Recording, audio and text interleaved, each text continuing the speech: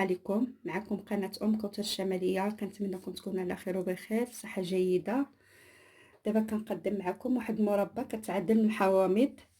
عندي هنايا 4 المندلينات، عندي 2 اللتشينات كبارين، عندي واحد الحامضه، عندي شويه الجنجبيل الخضر، عندي كاس ديال السكر، كاس ديال السكر د العنبه ما تزيدوش.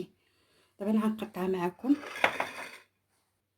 دابا كنزولوا هاد الجلده بيضاء باش ما كتعطيش ديك المروريه. المندلين كتعملوا له نفس الطريقه.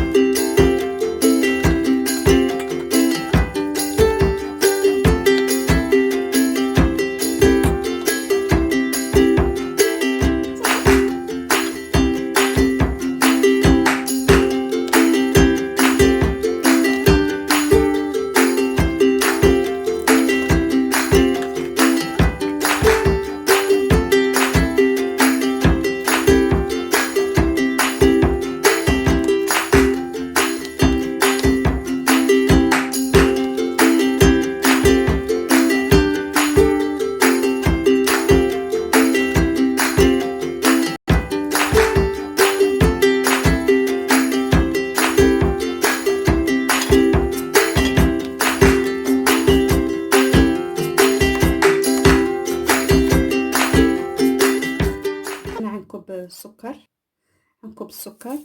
ضروري تزولوا ديك العظام اللي كيكون في وسط الحوامض باش ما كيمررش المربى ديالنا.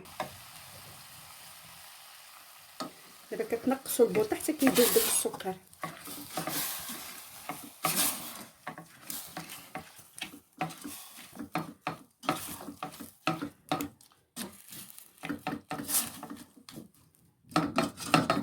هذه الطريقه سهله، ما كتخليوش حتى كيذوب شي نص ساعه. يعني كيف كتقطعوا كتكب السكر تعمل فوق البوطه. دابا السكر ديالنا بدا كيذوب.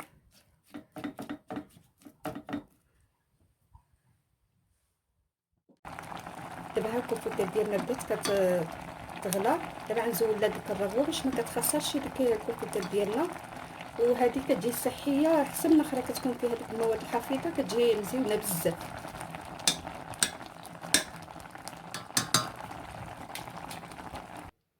دابا انا غنطحنها معكم عاد غنرجع تعسل شويه.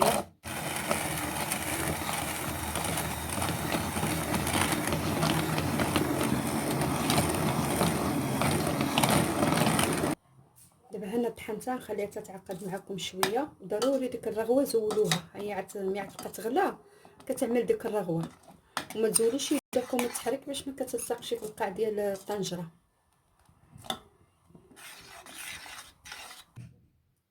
دابا ها الكفته ديالي وجدت. بالنسبه ملي طحنتها خليتها ربع ساعه حتى عقدت شويه. دابا تتبرد عاد نعملها في القراعي ساعه تشوفوها معايا. دابا ها المربى ديالي وجدت، كنتمنىكم تجربوها، وهذه صحيه بزاف احسن من الاخرى كتكون فيها ديك المواد الحافظه. بالنسبه للسكر انا زدت نص كاس ديال السكر د العنبه. ولا عجبتكم شاركوا معايا في القناه وعملوا لي ابوني وشكرا. بلاتي نوريكم دابا كيفاش كتجي. ها كتجي مزيونه.